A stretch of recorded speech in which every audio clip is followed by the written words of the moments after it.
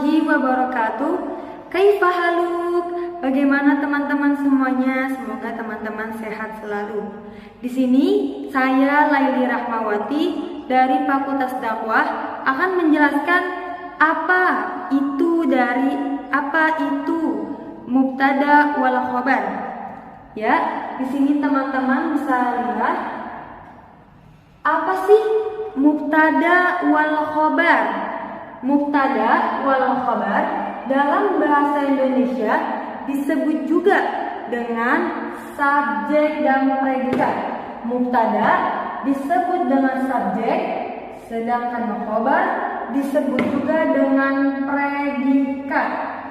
Selanjutnya, apa itu dari ciri-ciri mubtada wal khobar? Apa aja nih ciri-ciri dari mubtada wal khobar? Yang pertama, ciri-ciri dari mubtada wal khobar. Mubtada harus kata benda atau disebut juga dengan isim. Yang kedua, ciri-ciri mubtada yaitu harus isim ma'rifah. Apa itu isim ma'rifah? Yaitu yang diawali dengan alif lam. Selanjutnya, apa sih ciri-ciri dari khobar?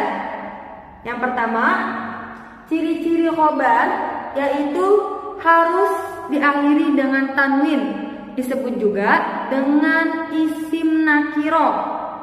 Mengapa demikian? Karena khobar ditandai dengan tanwin, teman-teman di sini. Nah, apa aja sih contoh-contoh dari mubtada wal khobar? Salah satunya yaitu at-tilmizu mujtahidun. At-tilmizu. Mengapa at-tilmizu disebut dengan mubtada? Mengapa nih at-tilmizu disebut dengan mubtada?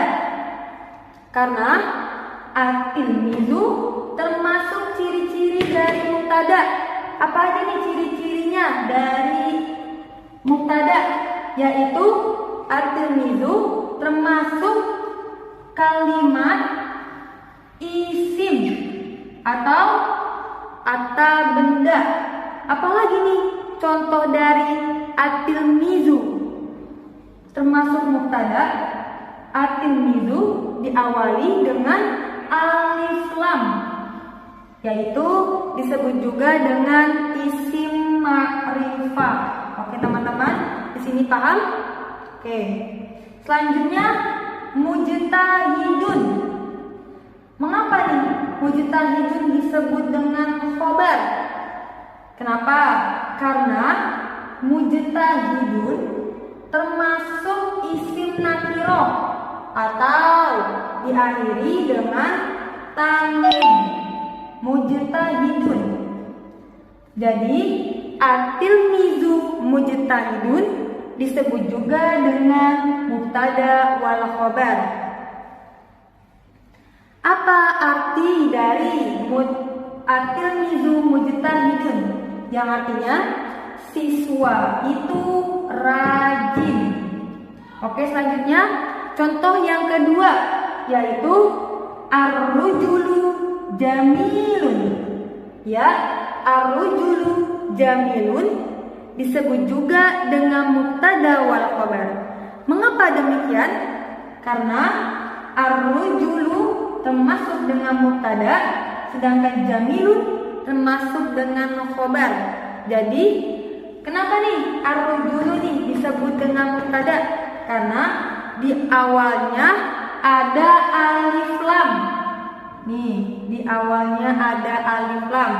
Sedangkan dia juga termasuk dengan kalimat isim atau kata benda ar-rujulu. Next, yang kedua, jamilun. Kenapa jamilun disebut dengan khobar, teman-teman?